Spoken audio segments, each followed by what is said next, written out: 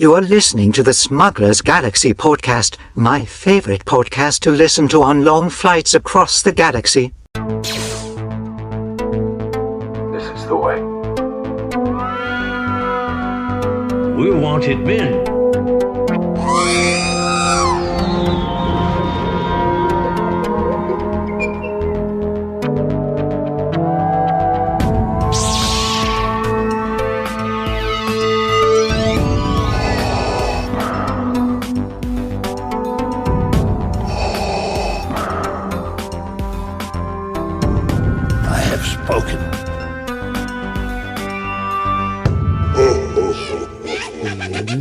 Are you ready, Jason? We're ready.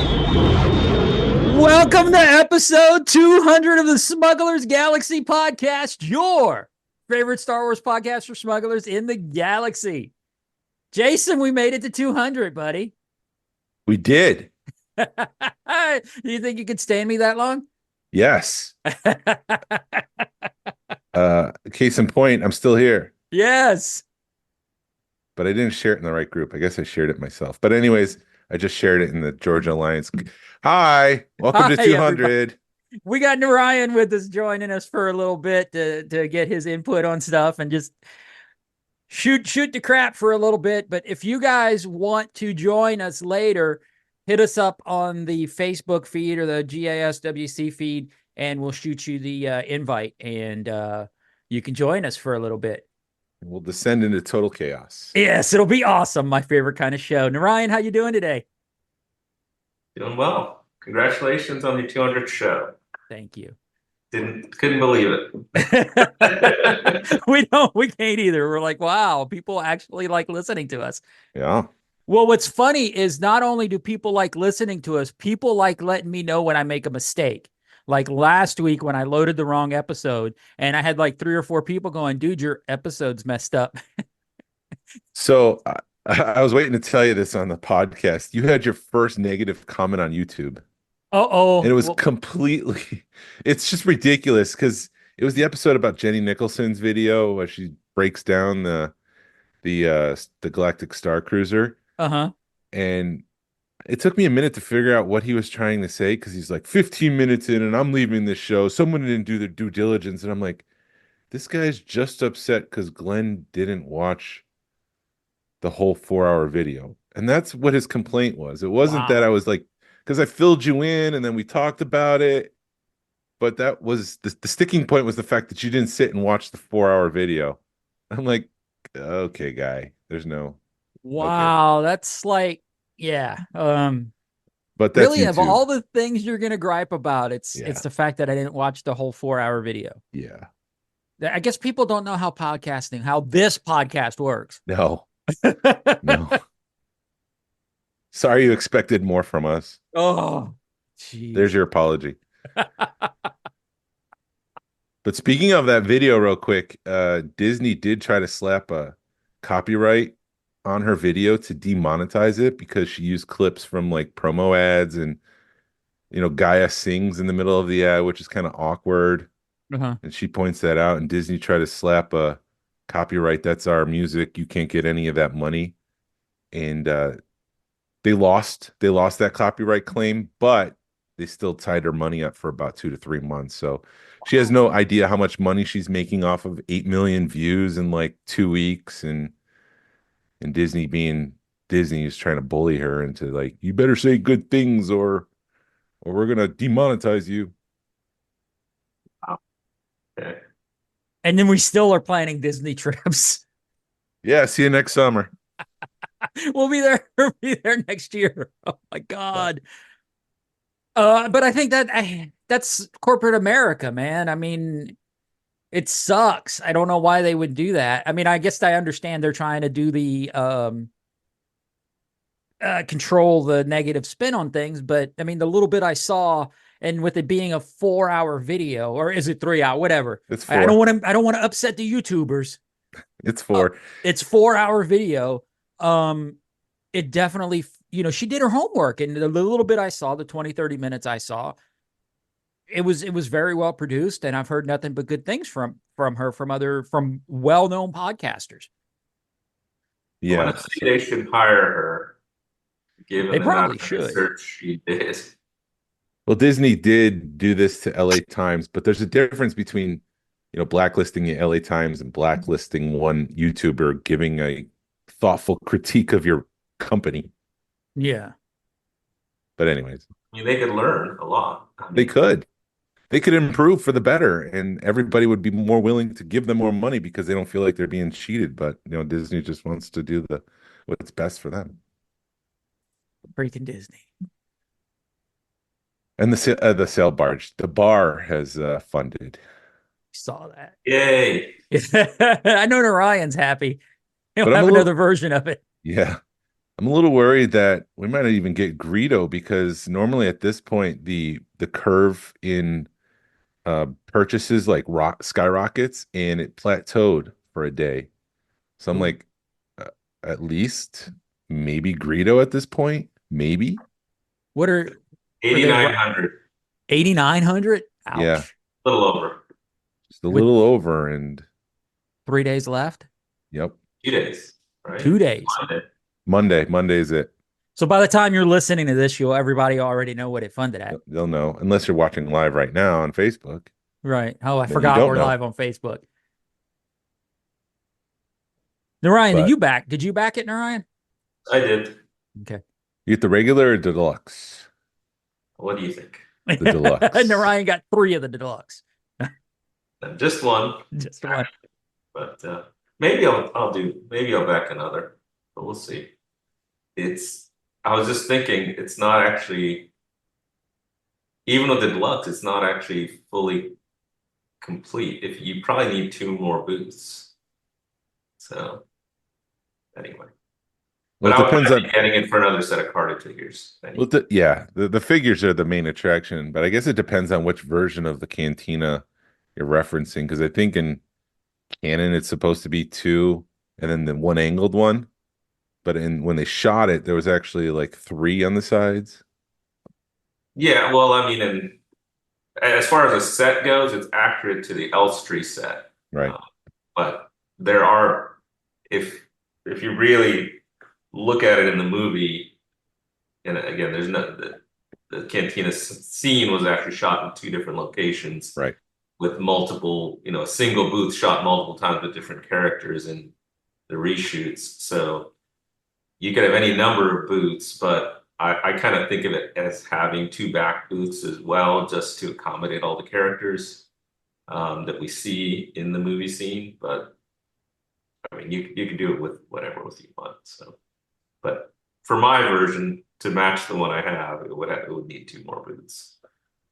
I just learned that the same booth that they shot the Cantina Band in is the same booth they shot Luke and Greedo's reshoots because they just built one stand, or one alcove for the Correct. reshoots, and they just reused that for different scenes, and it's the same actually from the movie. Pick Well, it's anything up like- this week? Yeah. Sorry. Well, it's like with the X-Wing. They used one X-Wing for everything. So it doesn't surprise me. But yes, I picked up a little bit of stuff. My mother-in-law gave my wife, she bought this Yoda pot, this like little mini, I guess with a fake plant in it. You took 2 pots, put them upside down, and they painted it up like Yoda with a little fake plant in it. And she's like, here. So she bought me that, which it's cute. I'm not going to deny something cute to throw on my TV or whatever. But I picked up my Ezra figure. The TVC Ezra figure came in a couple of days ago, and the figure looks great. It's just basically the downsized version of the 6-inch figure. But the card, the art on the card, I think just looks horrible because it's a hologram and it's not a very good picture. So thankfully, I'm going to be opening it. Amazon actually sent me a really good card. I was surprised because they had put some other stuff in the packaging with it, but the card looks great. And yeah, I picked up a couple of Hot Wheels. They did some Hot Wheels cars with characters in them, and I wasn't going to pick up. I saw the Hera, and I was like, oh look, there's Hera, and then I looked, and she's driving the Ghost, so I had to buy it because if it has the Ghost on it, I got to buy it. And I picked up the one with Boba Fett, because he's driving the Slave One. And then I went and they Tech Decks, the little Tech Decks, they made the Hot Wheels version of Tech Decks made a hoverboard. So I had to pick that up too. I finally found one, which was nice because the packaging was so much different than the other Tech Decks. It was pink, and you're able to see it from a mile away. But that's all I have right now. Still hunting for the Sabine TIE Fighter for those that care. Yeah, it's out there. It's out there somewhere. I'm starting, you're seeing more and more, but it feels like you're just a minute too late. And I did get recognized at a Ross the other day. I walked into one Ross and the manager was like, "Hey, you were in my Ross looking for Star Wars stuff, right?" I was like, "Yeah, still looking for that one." Did he find it for you? Tell him that you could be one of my little elves out there searching for the Sabine TIE Fighter. Let me know if you get it. I've been real tempted to hand people cards. Should have taken the opportunity to leave a little forwarding. Yeah, I've been real tempted to be like, dude, I'll give you like, if you find one, here's my number. I'll give you like $30 and still buy the thing. So, but I guess I need to give him 50. Yeah. Because you said you'd be willing to spend 50. Yeah, you're right. I am willing to spend 50 on it just to stop the madness. Stop the insanity. Well, they're dropping on eBay. So I think they're under 100 now. I think they're like some of them are. My wife is seeing them for like $100. Some of them, I think the lowest she's seen has been around 80, 85. But I saw one sell, I think, for 80. But yeah, it was already sold apparently. But I bet it'll hit 50. It's crazy. Yeah. It's crazy that they're all just flooding the market and the whole market is crashing. And it's like this should have been Target months ago, but Target doesn't restock. And right. Well, it just goes to prove the theory that one of our friends had, that they had a pallet of them sitting somewhere and they got lost. And now all of a sudden they found them and they're flooding the market.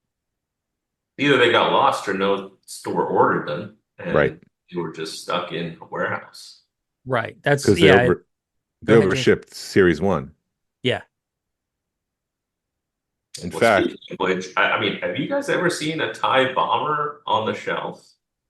Which is not even a chase or a rare, and it feels like it's rarer than any of those. I'm trying to think, because it looks a lot like Vader, and I know I've seen Vader's TIE. I don't know if I've seen the bomber itself. I picked one up, but it was through somebody, on the groups, but I've never seen one ever. Someone saying they found it. No, I think mine I got from Amazon. Yeah, I'm the same way. Amazon, thankfully, has been pretty good about finding those the not the chases, but just the normal run of things. I'll normally order them from Amazon. I've got the Phantom is ordered from Amazon right now. And you can order that $120 Ghost set. Or it's $115. Yeah, that seems like excessive in my book, I guess. So is that more than buying the individual vehicles? Let's see. It's what, $60 for the Ghost. Right. $15 for the Y-Wings. So you're at 30. And we're at 90. Phantom. What else does it come with? Phantom. The Phantom. The Phantom is another $15. And it has a stand, which I don't know if they were stand. Right. And yeah. So it is a little bit more. Yeah, I think Tony had said it was like a $10 or $15 extra. We just had a comment. Alex Morris said his Walmart recently did a reset and Micro Galaxy Squadron was totally gone for about a week. And he came back in one day and it was all Ventress. That was a bad move to lead with that vehicle in the line, I guess. Well, I mean, when we talked to Max was like, "This is my favorite vehicle, so of course it's going to be part of the line." I'm like, "Well, that's a shelf warmer." Right. Good job, buddy. I did pick up an ITT Micro Galaxy vehicle. It was $5 at Walmart, so now I have one boxed. And then I did get the Vintage Collection Leia, R2D2, and Zeb, the deluxe Zeb. Yeah, my Zeb should be here any day now. But I just realized I need to buy another one so I can open it and go with the ghost. Yes. Ryan, have you picked anything up this week? A few things arrived in the mail. The only thing just picked up recently was that Royal Guard Interceptor in a trade, with a fellow member. Yep. But some of those custom mini mocks from the UK. Picked some of those up. I've been picking them up, but I just got a recent package that had like the Cantina aliens and the last of the first 12. So it makes for a nice little display that doesn't take up much space. You said little. Little. Never, because they're little. Never mind. They're little. They're like mini. They're like action fleet size. They're like resin printed, right? Resin printed. They look like little vintage Yeah. figures, and I don't know who's painting these things, but they're getting an incredible amount of detail in them. And what's nice is they're kind of making some of the early accessories as well. Like they made like the stand that came with the early bird certificate. They're gonna make like the Sears Cantina set stand. I think they even made like a little Dianoga. It's all repro. Yeah, all retro, but it's very cute looking, and it doesn't take up much space. One of my favorites is they made like a little early bird mailer set, and they even had my name printed on the little label. Oh, that's nice. Kind of neat. And I think they're gonna even make some like custom GW acrylic cases to fit some of these in. Oh, wow. They made a big one for the FET mailer, which I also got recently. So it's kind of a cute little FET mini mailer. So I wonder if they're going to adjust the size of the acrylic at all because it's going to feel boxy and it's not going to feel authentic if they don't reduce the size, the thickness of the acrylic. I don't know. I mean, I think they're kind of using, I don't know if they're custom made cases or how they're making them, but I guess they're making some carded cases too, which I think GW Acrylic made for them.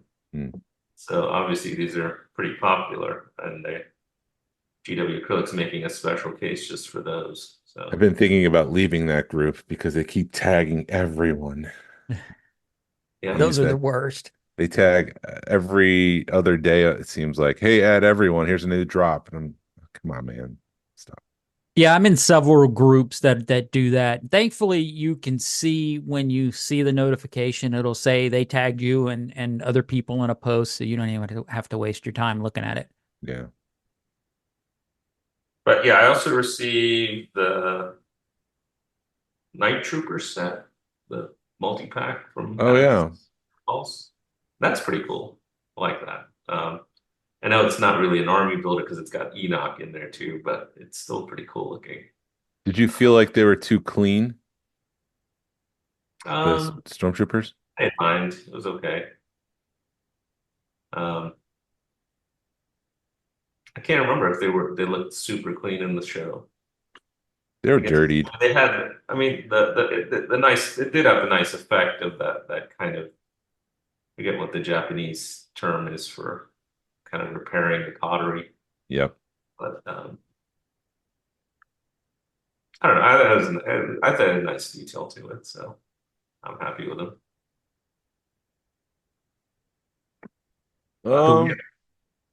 So we're having you on. You had some thoughts of the Acolyte. So if you haven't watched the Acolyte, maybe just turn us off or fast forward. Specifically about Smilo Ren, which I guess I like Smilo Ren more than Darth Smiley because they play the Kylo Ren music over him now. I thought I recognized that. Yeah. And my only hesitation about that is Kylo Ren wasn't a Sith. So if they're using this and they're making a comparison to Kylo Ren, is this guy not Sith? I think the showrunner did confirm that was on purpose, Right. and that I guess she's alluding to that this is the first Knight of Ren or the Ren or Ren, whoever that is. I haven't read any of the comics on the backstory for those guys, but Soul wouldn't be his dad, would it? it's interesting thought. No, I mean, I don't know. I'm still kind of confused as to what Soul's role is going to be here, and why he says he looked familiar but didn't recognize him. So I'm still suspecting he's, Master Vernestra's Padawan. It's a good thought. That's what I liked it when you thought about that. When you mentioned that, I thought that was a good Well, possibility. especially the light when they showed the light whip, and they also showed a scar in the same episode, and I'm like, that looks like a whiplash scar. It's back. Yeah. Doesn't make that make the most sense now. Why? If that's true, then they obviously had a falling out, and she knows something, and it's clear that she's trying to cover things up, or keep things on the down low. And I even thought the last episode was kind of a funny ending, and you wonder whether Saul is going to get blamed for something, or he's going to get framed, or this whole thing is going to be covered up. And I'm not sure why he felt he needed to leave that area for some reason, unless he thought May was going to give him away.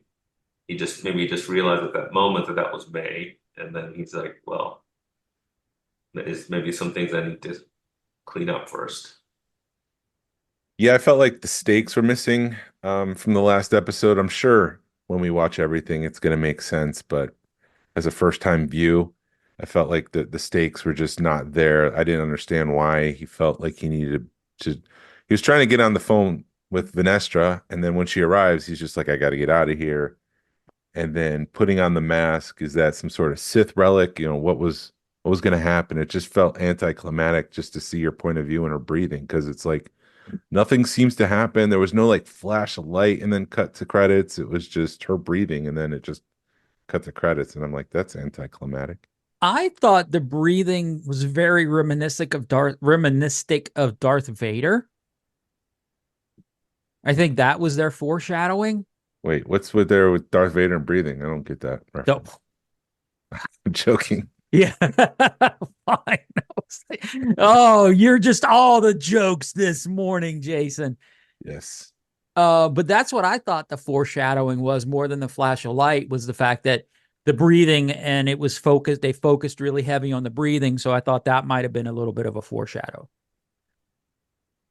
Oh, I have to say the characterization of Manny Jacinto's character, the Stranger, is probably the most nuanced we've ever had of a dark side user. I mean, usually they're like pure evil and they're very one-dimensional. And this is like, you actually almost like see his point of view very well here. Especially that last episode this past week, which I was just like, I mean, that previous episode, like, oh my God, this guy's ruthless, pure evil. And now you're like, I don't know. It's like, what has happened to him? You almost like, you wonder, what made him turn and why he is the way he is. Yeah, and who is the acolyte? Is May the acolyte? Is he the acolyte? I don't know. I want more of the dark side, and I don't want it to be a last minute reveal. I think it's gonna. I mean, you even feel like there's at least one more dark side user that's not been revealed here. Yes, it definitely has that feel, and I think it's gonna be the green lady, or it's gonna be somebody else. That'd be an interesting twist. It's either this person or it's somebody else. Or it's the rest of the field, but there's something going on with her that that hasn't been revealed yet, I think. There are some interesting fan theories floating around. Obviously, the island, the subject of what the island, or what's the name of that island, and some people are postulating that it's the same island that's mentioned in the Darth Plagueis novel, where the Cortosis ore is. So maybe that'd be a nice dovetail. Assuming, I don't know if that novel is canon, or are they considering that Legends now? But it should be canon if it's not. I'm sorry, which one? Darth Plagueis. No, that one is Unfortunate Legends. It's one of my favorite Star Wars books ever, and they wiped the EU like 1 year after it came out. Yeah, I guess I know I have that book. I guess I need to read it.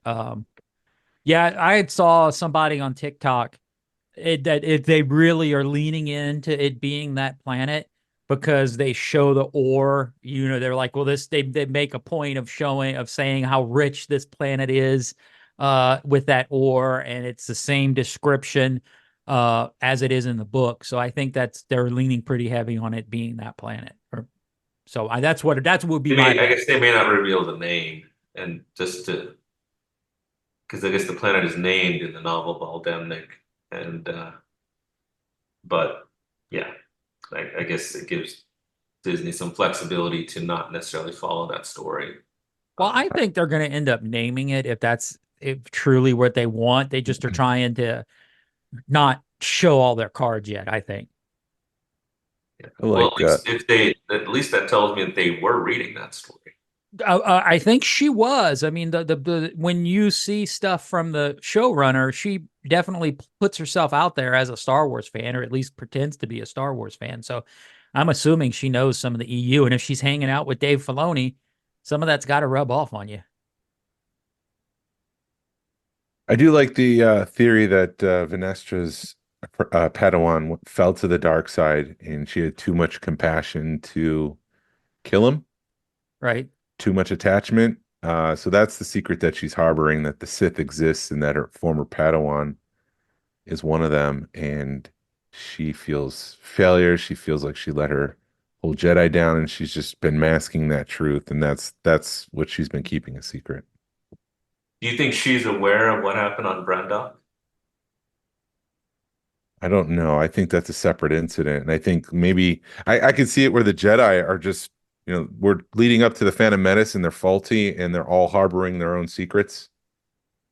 Yeah, I mean, the one thing that's interesting, I saw a clip about if any of you watch Rise of Skywalker more than once. I've seen it twice. Okay. There's a clip of the Emperor saying at the very end,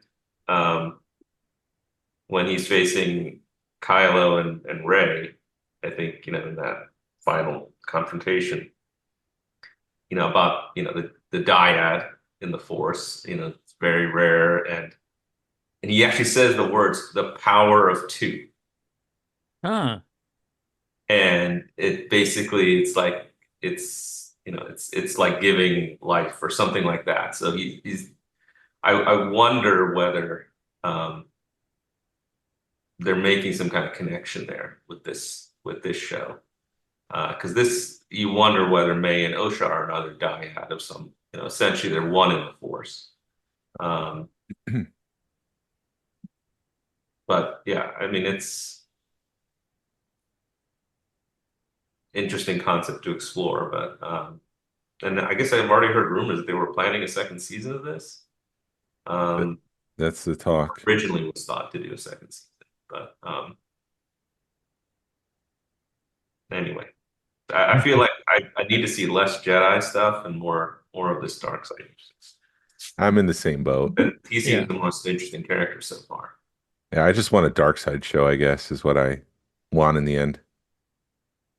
And I'll be honest, May and Osha seem very flat type of characters. They don't seem very if they're the main characters, it's hard to kind of root for them because I don't know what is really motivating them at this point. Yeah, that's why I feel like we need to see everything before we make judgments. Right. It definitely. I mean, I keep harking back and forth because they were all like, "Oh, it's a dark X-Files style show," and it has feelings like that, but it's not 100% what I would be expecting from a quote unquote X-Files murder mystery type Star Wars. It's like they need to push it a little bit further than what they've pushed it. The hardest thing I've seen has been the stranger killing all those Jedis. We've never seen that before, and he kills them with such anger, and it's hand-to-hand stuff. Like when he snapped that guy's neck, and then when he stuck the Padawan with the 3 lightsabers, and then there's another part where he has a lightsaber through a dude, and then he pulls the other guy close, and so he's got 2 people on a spick, basically. So I mean, that's been pretty hardcore, but that's pretty much it. I was expecting a lot more grit out of this show than what we've been getting, but we still got 2 episodes left, so I guess we'll see. We will see. I do have an interesting theory because somebody had mentioned Darth Raven coming, like the stranger actually becoming Darth Raven. And they kind of leave that open for when Osha puts on the helmet. Maybe she, and I want to ask you Darth about the Revan parent. from the Knights of the Old Republic. It's like 1,000 years ago. Yeah, Is that's it? way Is out it? of Yeah. Which one was it? Or was it Plagueis? I'm sorry, Plagueis. Never mind. She My becomes theory Darth goes. Plagueis? Never mind. Never mind. Who Never becomes mind. Darth Plagueis? It's the wrong species, but I guess. Okay, never mind. Never mind. Here we go. I'm gonna have another thing on YouTube. Somebody's gonna hate me because I Oh, didn't do my I math. think what you're talking about is I heard this too, that he's Darth Plagueis' master, Darth Tenebris, who's a Bith, Yeah. had more than one apprentice. Okay. They didn't know about each other. Yeah. Some people think that I think Venomous is the name. Some people think that this guy's actually Darth Venomous, and Darth Plagueis kills him off in the novel, and basically becomes the only apprentice. What what I was getting at was the rumor had it, or people, there was a fan theory that Keanu Reeves, it was Darth Raven that Keanu Reeves was going to play. So it blows everything that I was going up. But I thought the guy that's playing the stranger is doing a really good Keanu Reeves. Yeah, it's just the wrong time. They'd have to change a lot of stuff, and I'm pretty Right, sure so it's like- fans would be upset. Alex Winter's going to play Darth Sidious. And George that's what I Carlin. They're was going to do a going deep for. fake for George Carlin. Here I had this really awesome thing and it gets Oh, blown they up in changed 2 Kiai minutes. Mundi. Why not? Right, yeah. Never mind. Oh. All right, you YouTubers, come on, bring it. Bring We're it. getting a lot of people yelling at us right now. Yeah, we do. People are like, you don't know your Star Wars. Well, I do know my Star Wars, but just not that much of a nerd sometimes. The other reason we wanted to have Narayan on was to share his perspective of the fun. And by the fun, I mean the rogue fun. Oh man, was that just 2 months ago? It doesn't feel like it. It feels like it was years ago. Yeah. That was amazing. I think I took like a month to just even like collect my thoughts from it, because it was just so much that happened so fast. And I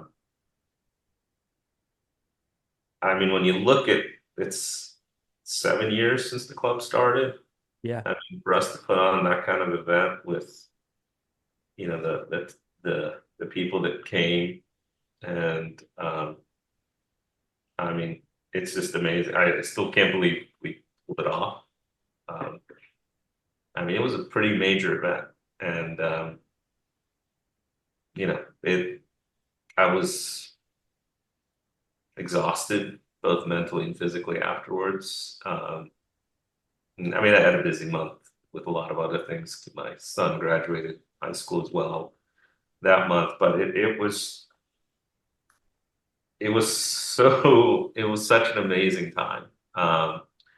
And I was pleased that, so many people received it so well. And still looking forward to hearing, some of the firsthand impressions from a lot of people. I've received a few messages, received a few thank you notes, and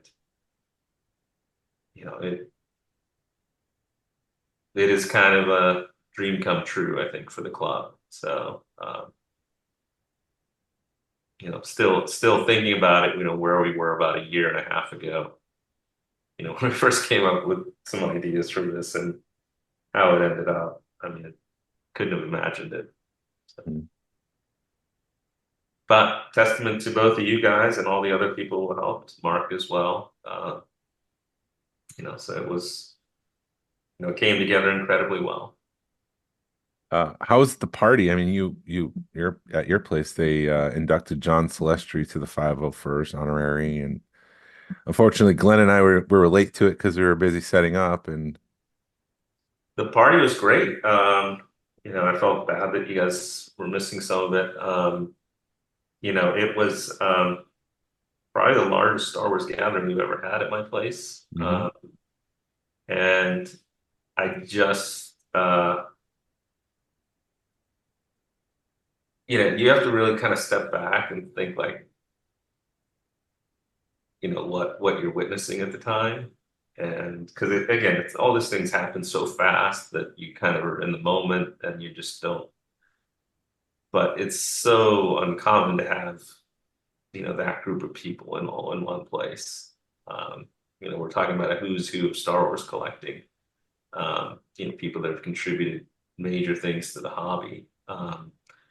Have Steve and Ron and Chris G and Gus Lopez and Jason Smith from the UK, the Swedes, and so many of our friends from across the country from all the different clubs. A lot of the leaders of the different clubs were there, but it was just a great mix of a lot of different people, and just to see them all enjoying themselves for a few hours, at my place, and of course, having the honor of having such a legendary animator, John Celestri, being inducted at my home. That was, a bonus. And, such an honor to meet him. And again, it not something that I would have ever expected, as a collector to be able to host anything like that. And so I just feel very blessed and privileged that honored that actually happened. So Pretty awesome.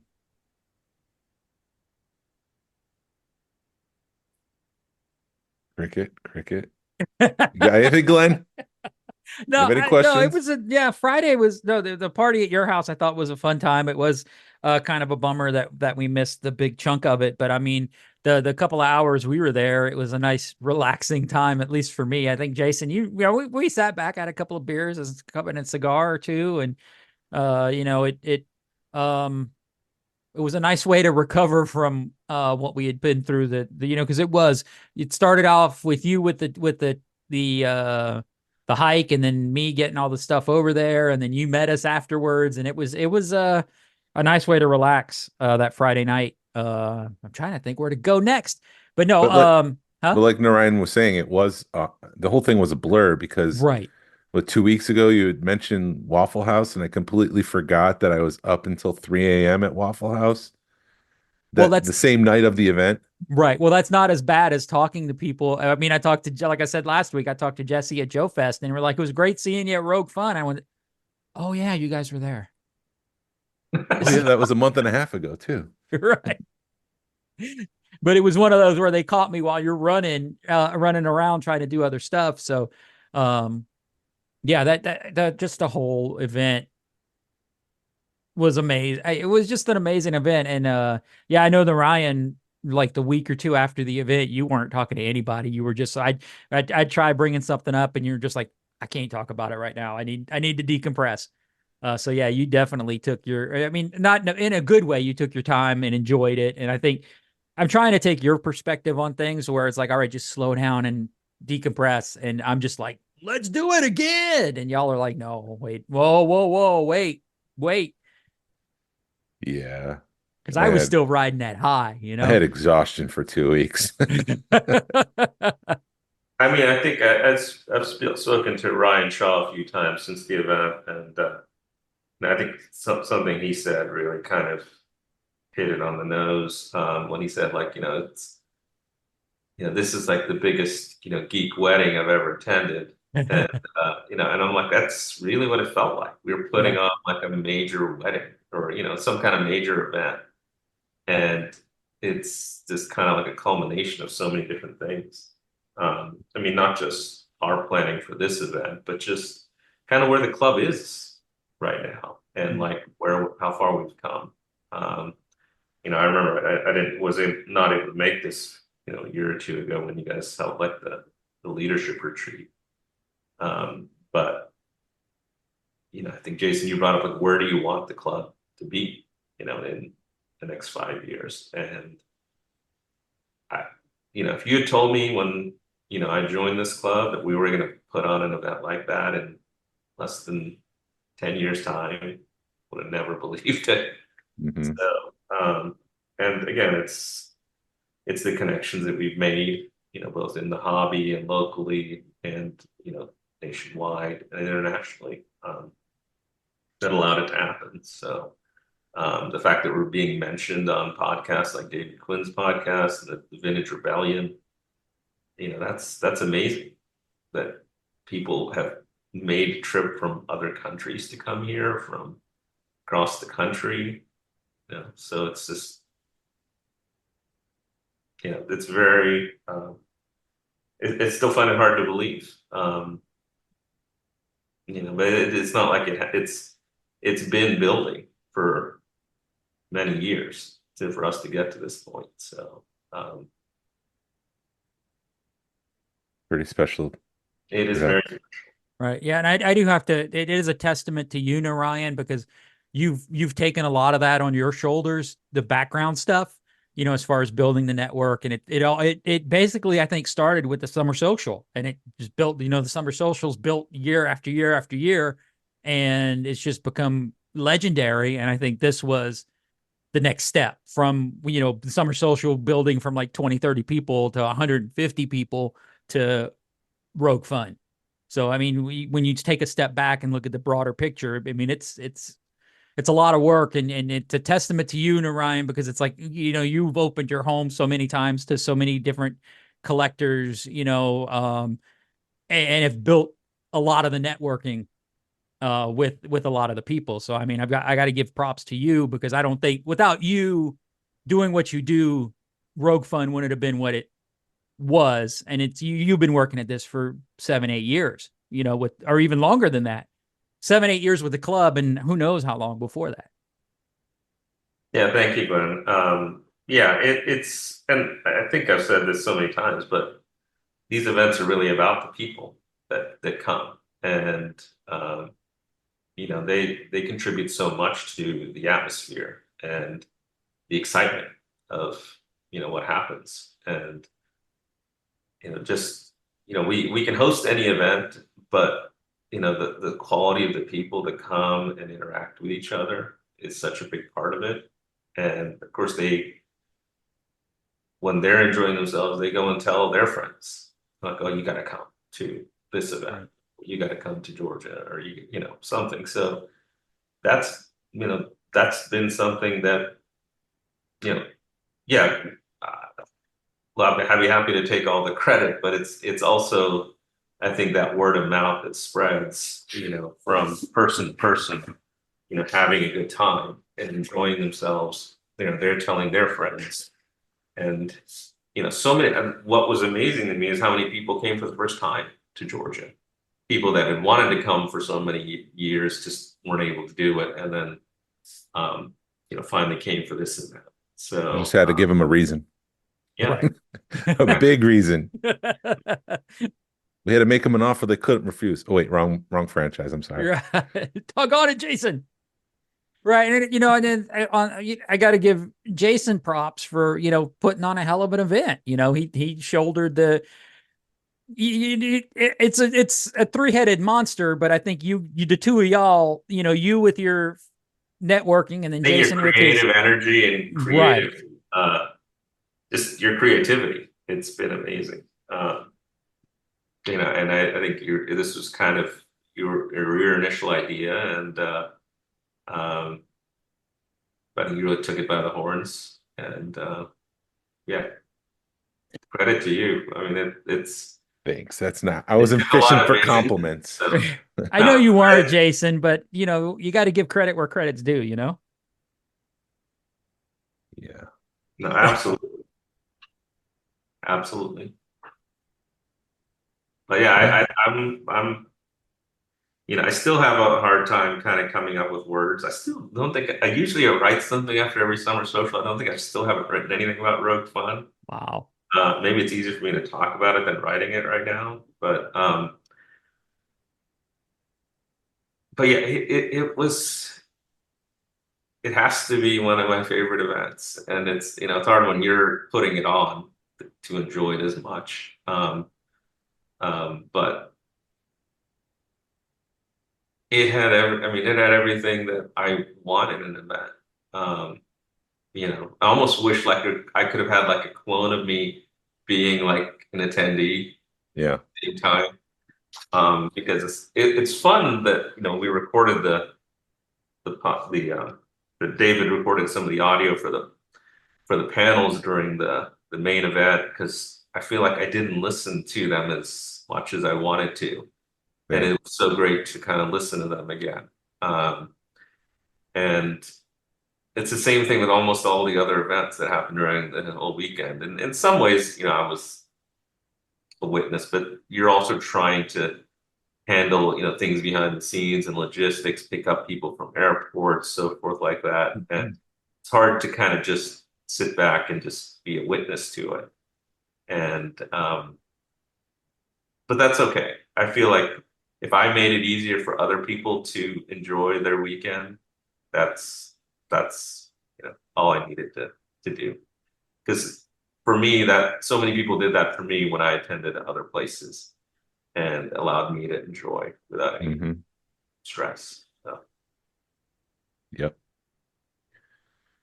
Well, I think it's going to be a quiet year for the Georgia Alliance of Star Wars collectors. I also think that we'll probably auction off the last lunchbox that's in good shape soon. We've got one of those. We've got some beat up ones. I don't know what to do with those. We still have leftover patch sets. Yeah. Yes. Everybody still wants to purchase. And we've got signs. We got all kinds We of will stuff. probably do some giveaways for those as well. Yeah. No, the whole I was just tired of shipping out so many swag packs. I just need a break from that for a while. I don't know how you handle that, Narayan, and I don't know how your wife lets you handle that, how your wife puts up with it, but it's amazing what you do with the patch sets and the amount of work that goes into it. And then not only managing it, or producing it, managing the producing of it, you manage the distribution of it. And it's like, I don't know anybody else that could do that. You're just so focused on that. You do an amazing job with it. Yeah, no, I mean, really, those people helped this show happen. So it's kind of the least I could do to get that out to them as soon as I could. Yeah, because they really helped fund that show. And weekend. So, and big thanks to all those people that stepped up and believed in our project. So. With that, Glenn, do you want to descend into chaos? Is there anybody who wants to join us on this podcast? Does anybody want to join us? We only have like 4 people watching, at least on the Smugglers Galaxy feed. So if anybody wants to join us, let us know. Maybe you should have announced that it was the 200 show. We should have, but there's always the chance that things don't go as planned and we don't end up recording in the morning. Things happen. Yeah. Yeah. Well, I think it's been kind of a low key month, to be honest with you. I don't know. I think especially with the July 4th. Yeah. It was very quiet July 4th. I mean, even the HasLab, I expected it to cross the finish line and get funded on the 4th, and it didn't. It was the next day. It just seemed like nobody was online on the 4th. Everybody was out celebrating and having a good time. Sam may come on. Hold on. Probably a good thing people are enjoying. Not being online. Well, after 2020, I think people are more inclined to get out and get away from their computers and TVs and enjoy the fresh air. Unfortunately, it seemed like it was very hot that day. I felt like there was a lot fewer people out during the day. A lot of people, I think, came out for fireworks, but it's like during the day, there was a lot of people seeking shelter indoors. I think they canceled the Peachtree Road race for the first time. Because of the heat? Yeah. Wow, that's why Glenn calls it Hotlanta. Yes. Freaking Hotlanta. You're not allowed to call that, sir.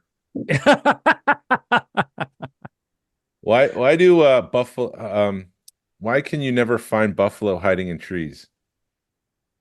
I'm gonna let you say it. I'm not gonna ruin it for you. Oh, you already know it? You said it on 4th of July. I already said. Oh, that's right. because That's they're right. good at it. Because they're good at it. Hold on, let me do another dad joke. Hold on. Here's our book of dad jokes. I sent Sam a link. I don't know if he'll join or not, but Sam, if you want to join, I sent you a PM with the link. So here we go. We're going to do a dad joke. Oh, hold on. That's some I've done already. That's some I've done already. Here we go. Yeah, we've done those. Why do droids go on vacation? I don't know. To recharge their batteries. That's the joke. Yes. Why do people living in Greece hate waking up at dawn? Why? Because dawn is tough on Greece. That's so horrible. All right. So while we're waiting on Sam, here comes another one. What is a mouse droid's favorite game? Is it like cat and mice or something? Hide and squeak. Okay. And then one more. Huh? Okay. What, what do droids say to cheer each other on? I have no clue. I got to make sure I say you conduct or you can do it. Duct it. I don't know. I'm saying it wrong. Either way, it doesn't work. Hi, It Sam. doesn't How's work. it going? Hi, Sam. How you doing, buddy? Hey, I'm good. Sam. Hey, you guys can hear me all right? Yeah. How All right. was Walt Disney World? Oh, it was awesome. Congratulations on number 200. Thanks. I think I heard probably from around episode 9 forward or so. I don't know. But it was Awesome. early Well, on. then you're on the same page as Jason. Yeah, you know what? Now that I think about it, it was about the time Jason was joining because I can remember driving in the car and like hit the microphone that he had was like awful and he kept Yes. cutting it out. And I was like Yes. yelling, get a microphone, get a microphone. So you've come a long way, and I think Yeah. so. But yeah, congratulations. No, yeah, just took a trip to Disney World. Was my first time at Galaxy's Edge, and had an incredible time. It was great. Did the lightsaber building, did the droid building. The droid building, we were on the fence on whether or not to build the droid or not, and we actually had more fun with that. Well, I shouldn't say more fun. It was surprising how much we enjoyed that. I mean, because Right. we had a great time doing the lightsaber too, but the droid building was surprisingly more fun than what we thought it would be. So, and now we get to chase our cats around with the little droids. So that's fun. Green milk, blue milk. Didn't try either of those. Drinking Ogas? It was hot. I had us a reservation at Oga's, and the people I was with, speaking of cats, the people I was with weren't really into it. So I didn't want to burn we were on the meal plan. I didn't want to burn a dining experience, for a few drinks or whatever. So I skipped Olga's. But that was sort of my concession of that 3/4 of a day at Galaxy's Edge was sort of for me. And so the other 4 people in my group, they tolerated it. So I felt like it was a nice concession of they were nice enough to let me do my thing. They didn't want to do that. Then I went ahead and canceled that. So, but yeah, it was great. We were there for a week and hit all 4 parks and my wife's had some health problems and so Disney was nice enough to give us the DAS pass. So Oh, good. we skipped most of the lines, which was great. Good. Well, it wasn't so much that you skipped them, but we were able to do fast passes for every ride and at no charge. So that made the trip 100 times more enjoyable. I've joked and said that I would never go back to Disney World without a handicapped person again because it's like once you've done that, going back, like imagining having to stand in line would be Yeah. would be awful. But no, it was great and very appreciative that we got to go. So. Did you get a So, Ronto wrap? No, didn't do that. I was No. just focused on the stuff. And, I only bought souvenir wise, other than the lightsaber and the droid. The only other thing I bought was a little statue of oh shoot, what's the little owl that follows Ahsoka around want to say Morai, but is that right? It is Morai? more, right? Yeah. Condor. Yeah, it's like a little statue, just a little plastic statue that I sat on my desk at work. But that was the only other souvenir that I bought. I almost bought a Jedi robe.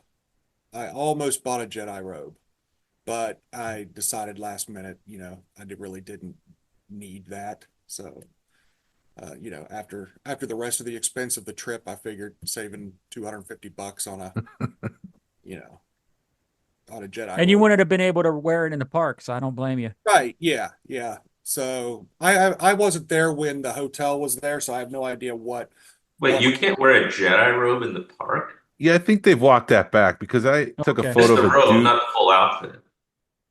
I took a photo of a dude who was dressed just like Cal Kestis in the park. Oh, okay. I did see the Mandalorian walking around. Oh, Really? Yeah. Oh, Sabine? Oh no, she's on Disneyland. Yeah, I didn't see Sabine. It was just the Mandalorians and I just got a glimpse. I mean, he was like way over there and we were headed to do the lightsaber, so I didn't, took With some. Grogu or just him? I couldn't tell because I just saw like from chest up. I assume he had Grogu with him. There was a big crowd around him, so Yeah. it was right when we were walking in. It was like one of the first things we saw. But got to ride. I did Ride of the Resistance twice, which that's an amazing ride. oh, yeah. Amazing More ride. like an experience than a ride. It really is. It Yeah. really is. And that we did, we did the Millennium Falcon, and the 12-year-old came out in me, and I told we had five people in our group, and then so when we got up there, a single rider joined us, and it was a guy our age, and I told him, I was like, listen, I don't care where they tell us to go, I'm the pilot. I'm like, you're joining our group, I'm the pilot, and he was very understanding. He was like, yeah, Dad, no problem. Thanks for letting me join in with you. So, I'm the captain now. yeah. My son Adam was in the Chewy seat, so I got to tell him punch it, and he hit the light speed. It was pretty cool. I don't know. I don't think we did well flying, but that was fun. I mean, the whole, it was worth it. It was worth it. And then my actual favorite ride, other than Resistance, for the whole experience, was the Ratatouille ride in Epcot. It's very similar It to is. Resistance. It's a similar type of ride, but that one was fun. So Absolutely. Yeah, I love Ratatouille. yeah, yeah, that was a good one. So if you're ever in the area and can make the trip happen, I highly recommend it for sure. So And how was the Jedi Con? it was good. I actually had to miss the day of the show because we went to the beach that day, but I went up the Friday night during setup, and it went real well. As a matter of fact, tonight at 6 o'clock, we're meeting at a restaurant about an hour from here and starting to plan next year's. So yeah, it was good. I mean, we raised more money than we raised in the past. So I know if you listen to David Quinn's podcast this week, he had Tom Boone. yeah, Tom, yeah, from the DC Club had come over and he gave a review of the show, and it was really good. It's always a good time. I mean, it's never anything that's gonna blow your mind, but it's always surprising what ends up there.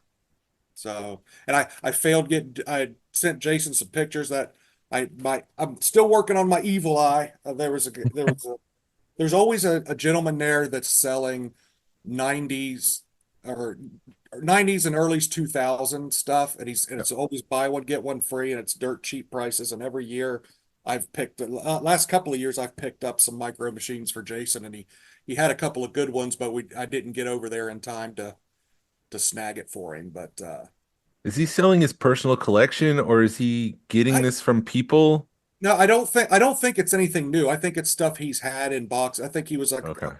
a hoarder guy or something. I mean, I'm not sure, Okay. but he's had great stuff every year. He's nice as can be, and I think it's just stuff he's cleaning out, and that's what a lot of the there's no professional toy vendors that are there. It's hmm all kind of hobbyist who's just brings tubs with their extra stuff and moving that. So there's always someone there that has some cool autographs. There was a little bit of vintage. There's a lot of modern, and then we've got the clubs that come around that do the lightsaber training. They're always there. There's usually, half a dozen or so people from the 501st walking around. So yeah, it's a lot of fun. It's a smaller show. And we're because it's for 20 years almost, it's been on Father's Day weekend. So there's sort of a tradition there.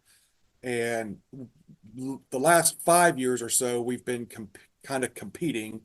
About an hour and a half or 2 hours up the road in Youngstown, Ohio, there's one of the big Ohio shows is that same weekend every year. So that's where all the dealers are at, which is fine because like I said, our show is a really nice niche show, and yeah, we have a good time with it. So, but Yeah, I want to make it up there one weekend that'd be great. Love to have you sometime. Yeah, and it's close enough to where if you make it, if you make a few day trip out of it, you could run up to Pittsburgh and check out. There's a couple of really cool shops in Pittsburgh. You're close, a couple hours to Columbus. So that's the nice, you hear West Virginia and you think it's in the middle of nowhere, but where I live, I'm 2 hours Columbus, 3 hours Cincinnati, 2.5 Cleveland, 2.5 Pittsburgh. So I can get, anywhere I need to get in a couple of hours. So Right. yeah. Yep. So Very haven't cool. I bought my I've only bought one vintage toy this year, and it was I'm working on my graded loose run of 85 or better, and I picked up a Luke X-Wing, which is hard to find, in a nice grade. But I'm getting to that point in the toy collection where there's just a few things I'm looking for. So going to shows and cons and events is more of a social thing now than it is, a collection. If I might pick up one thing, but it's not like, 4 or 5 years ago where I was, picking up a basket full of stuff every time I went somewhere. So which is it's a fun, it's still it's actually more enjoyable than when you're stressed out hunting things all the time. So Sam, are you buying these figures already graded? They're not. Well, You're not buying them and then sending them to I'm down to like the last 5 figures I need, and so I'm just buying them graded already. But I would say, with some variants that I probably have 100 or so figures. I've probably graded 85, 90 of the 100 figures, so myself, and I did well, because I started collecting 10 or 12 years ago. So and when I graded most of mine, it was when they were $35 to grade, not 75 like they are now. So, I timed it well. So these last 4 or 5 figures that I need, it's getting hard. Like I go to the Xenia show or Columbus Toy Show, and I look for vintage loose figures that I think are gradable. They're getting harder to find, and the loose ones are the really nice loose figures complete are in collections right now. I think. I mean, it's very 10 years ago you could go to one of those shows and pick up 4 or 5 minty figures and grade them and put them in your collection and do great with them. It's getting really hard. So I kind of gave up, and that's why I'm like, okay, I'm just gonna buy these last 4 or 5. So And yours are all 85? 85, 85? except my blue snag is an 80, but I'm okay with that. Yeah, I was gonna say getting an 85, that's pretty hard. I don't know how many you'd have to submit before you definitely get that grade sometimes. Yeah, and I'm pretty. I mean, I probably of the 100 or so, probably there's only been 10 or 12 that I've come back at a 80, or I've got a couple 75s. But I just sell those, kind of recoup some of my money, and then try again. So, but I really enjoy the collection. It's sitting on a shelf right next to my chair in my man cave, and can look at them and enjoy them. So it's nice. So. But yeah, and then lately I've gotten into collecting cards, the tops Oh, that's cards. right. Yeah. I'm doing modern and vintage stuff, and I've gotten into getting them autographed. Most of them I try to do in person, but I've done a few send outs to SWAU or official picks, and that's been a lot. Nice. I Yeah, used to do that with the Evolution set. yeah, that's a cool set. but Tops has kind of gotten like Tops has gotten a lot like Hasbro. They never put out. They used to put out a set for every kind of release. So, but they didn't put out a set for Andor, and they didn't put out a set for Ahsoka. And they haven't put out a set for Acolyte now. And there's only been one release this year. There's usually 10 or 12 new sets a year, new products a year, and there's only been one so far this year, and it was a Phantom Menace, anniversary type of set. So it's been slim pickings this year, and it's a lot like the toys. I mean, there's seems to be fewer things that Hasbro's making. I was excited to see that the Cantina was backed. I didn't back it. I don't have the space, um, but I'm glad that it got backed. I'm not. What do you guys think? Do you think it's going to hit all the tiers? I mean, No. yeah, I didn't think so either. Be lucky if we hit Greedo. Yeah. I wanted to ask about about. the second tier. You think so? I think so. I hope for everybody's sake that that it gets as high as it can be, but I don't. My thing is, and I know what they were trying to do with trying to keep it modular, which I think that's smart, and I appreciate that. But with not having a floor, I think really hurt the I think it can't be modular if you give it a floor. Yeah, I don't know how. That pretty much restricts you to having it displayed only one way. Yeah, and I get that, but I think, but hopefully there's some 3D printers out there that come up with something. I'm sure there will be. There'll be some creative people in the hobby that comes up with a way for people to display them, with a floor. Because I don't know, that just. I'm sure Cardboard Galaxy is going to make a floor. Somebody could just 3D print a floor, but There's also polystyrene tile flooring for models. There's the right scale that you can buy. Put that down. With Topps cards, and I hate to be negative, but is it like for lack of a better term, a dying hobby, sort of like cars? Like we talk all the time how people who collect cars are having trouble selling it because there's not the car culture anymore. G.I. Joe, Star Wars to an extent is an older skewing franchise. Is it with just trading cards in general? Well, it's like every collectible right now is down as far as if you look at values and things. I'm actually been because I buy and sell on eBay. I sell stuff to fund what I buy, and I've actually sold more, in the last couple of months on eBay than I had the prior 2 months. So I've done okay with it, but it's definitely not.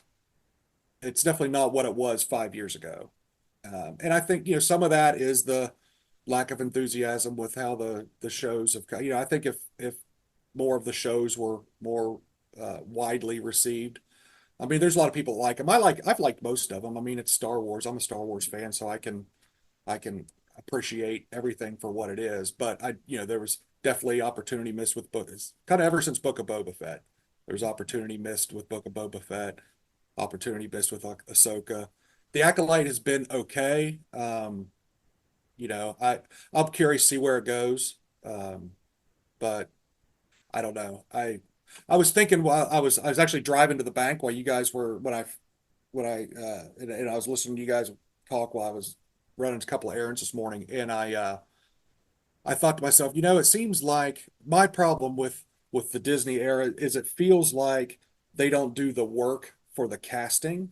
It like instead of for the Star Wars movies, it seems like they do casting calls, and they you hear stories of they like for Jake Lloyd, they saw 1,000 different kids and narrowed it down, slowly, a slow process and narrow it down and before they find the right person. And I feel like a lot of the casting now is done like at parties and not done by seeing auditions and stuff. So I feel like that's part of the issue, because some of the acting's not real good, but better than me, I guess. But yeah, so I can make a better OSHA. Yeah, I like OSHA a lot better than I like May. May's awful. I mean, Yeah, but they're just missing motivation. Yeah, well, I mean, it's like 1 minute. Like I still can't. I've heard some explanation of in what was it, episode 4, she's ready to give up or turn herself into the Jedi, and then episode 5 she's fighting Jackie and stuff. It's like I don't understand. Yeah. Something's missing. Something's not right with her character. OSHA makes more sense. But I don't know. I really like what Manny Jacinto's doing with the Stranger. I think that's cool. I'm not really a big fan of the helmet. I don't like the smile, but hey, whatever. Do you prefer Darth Smiley or Smilo Ren? I like Smilo Ren. Yeah, I think Smilo Ren is more clever, the clever use of language. But I have one thing that I think we all have to come to grips with is we're all aging out and they don't really care what we think anymore. We're not Right. we're not the demographic they're shooting for. My son probably would take a look at that helmet and say, "Oh yeah, that's cool." So and that's what's important. So Yep. I'm trying to come to grips with they're not making these things for me anymore. So I try to enjoy what I can pull from them. So Hashtag keep Star Wars alive. that's Yeah. right. I mean, that's a creepy looking helmet when you think about it. When you take a step back and look at it, I mean, I think they've pulled it off with the smile. It is kind of off-putting, but if you have something smiling at you with a lightsaber that's getting ready to kill you, it's kind of creepy. I kind of love that helmet. It's got kind of a xenomorph kind of look to it. Yep. I could see that. Alien. It just to me it lacks originality. Like it to me, I look at it and I see the Venom Spider-Man. Okay. Yep.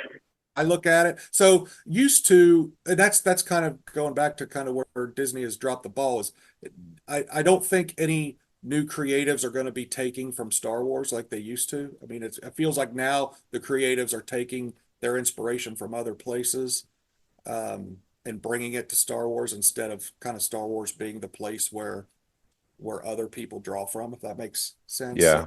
I wonder, you hear all these stories about people like kind of being hired and then like year or two later they're like removed from the project. You wonder how much kind of creative control is inhibiting some of these people. Because Lucasfilm is kind of like sometimes has put the kibosh on a lot of these projects, and you wonder, it's like, well, are the most creative people even want to do Star Wars because they're like, I'm tired of all this control. Yeah. I have heard the theory out there with the cortosis, and I thought it was cool that and I'm not big into the EU. I never read a lot of the books or comics or anything, but I like hearing what the stories were. And, I guess that cortosis planet is where Plagueis and his master hung out. So I think if they're trying to connect those dots, then I'm, I could get excited about that. Because I love the Plagueis book that's kind of the thing with it. He's like, well, why don't you got this? Just make that. Just make that. And that would be great. But Well, I think one of the big things I think fans miss about Star Wars and even Marvel is they want to see connections between projects and connections between movies. They want a sense that this whole universe is connected together. And I feel like that's been missing. And I know they're trying to do that with the Mandoverse and kind of connect those up. Yeah, I mean, I think at least, by mentioning cortosis, they've mentioned something that's kind of been in the EU for some time. And, I think it'd be great if they mentioned Darth Plagueis, and then that would be like amazing. I don't know if that's going to happen. yeah, I feel like that overarching kind of connection is missing. yeah. And even in the MCU lately, I mean, it just feels like the stories don't feel connected.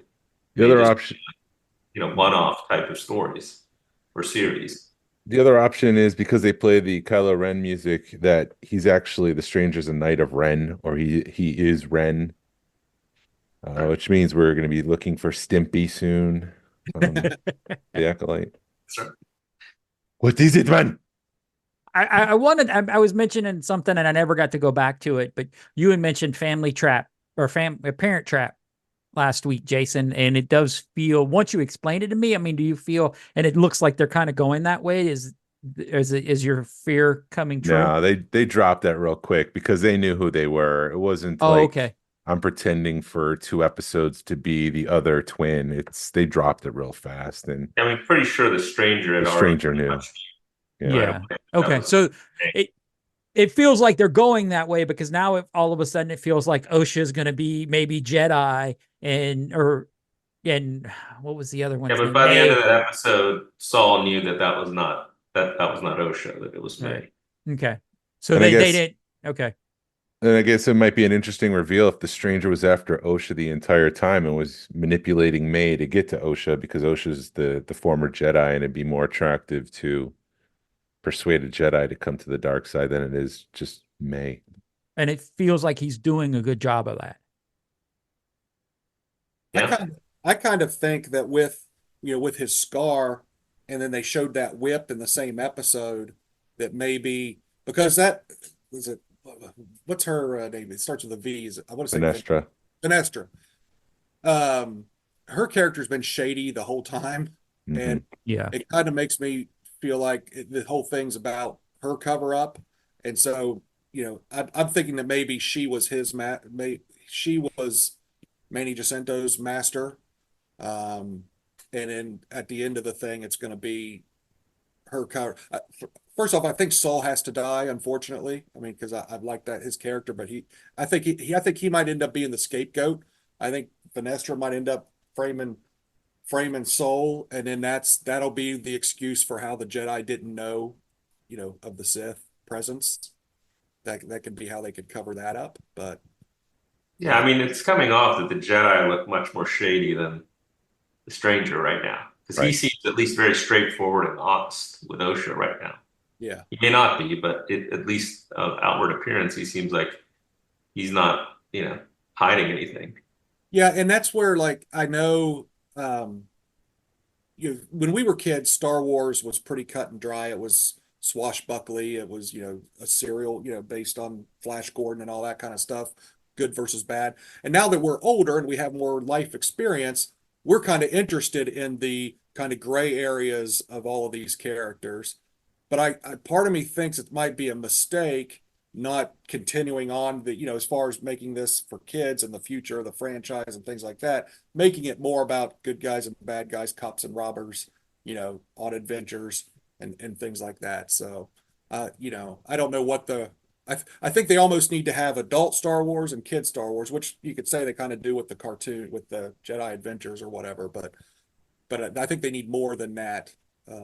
I'd like to, because for me, part of Star Wars is an escape. Like, I don't want my Star Wars to be realistic or complicated. I kind of want to tune out of the rest of the world when I'm watching it and when I'm, playing with my toys and collecting my cards and stuff. So I don't want kind of real life brought into it. And that's a part. Did you like Andor, Sam? I did after, I was one of the people, on the Facebook groups complaining at how slow it was. But it's definitely the highest quality Star Wars we've gotten in the Disney era. I'll say that.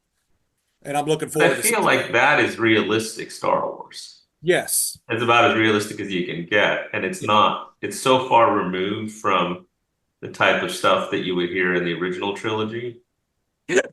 But yeah, I must feel like it comes down to good stories and good characters. No, it doesn't really matter what the story is. But if you write a good story and compelling characters, people will watch it. And doesn't even necessarily have to be Star Wars. Because if you really watch it, it's like you remove a few items, it's not Star Wars. Yeah, there's no Jedi. The Force hardly makes an appearance.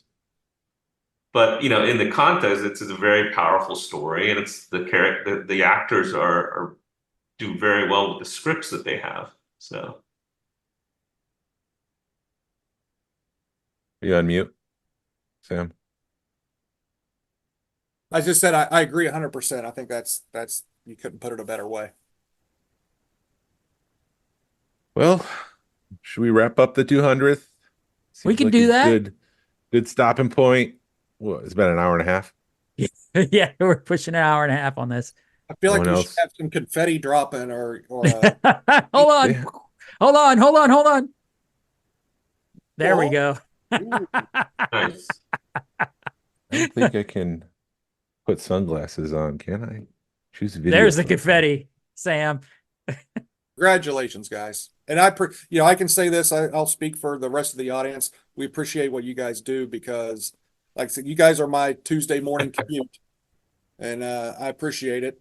And keep it up. It's been nice getting to know every. The other thing that's really cool is everyone's personable. We get to know each other and appreciate that. So appreciate what you do. Keep it up. Thank you. Jason, put on Great job, sunglasses brother. for those not watching at home. And thank you for listening to the Smugglers Galaxy podcast. If you could, please leave a like and a 5-star review of the show anywhere you listen to podcasts. It really helps us out. Points people to our show. You could follow us on social media. You can find us on Facebook, Instagram, and YouTube. Send us an email or message us as long as it's positive. We love feedback, and we love to make you part of the show. Our email address is smugglersgalaxy@gmail.com. Thank you to Alfonso Riviera for the Smugglers Galaxy logo. And thank you to Levi Waterhouse for the music. People, collect for the love of it. Hashtag vote with your wallet. Sabine will be on next week. Pass on what you've learned. Be a positive force in the collecting community. This is the way. This is the way. Say it, Sam. Say it. This is the way. Say it!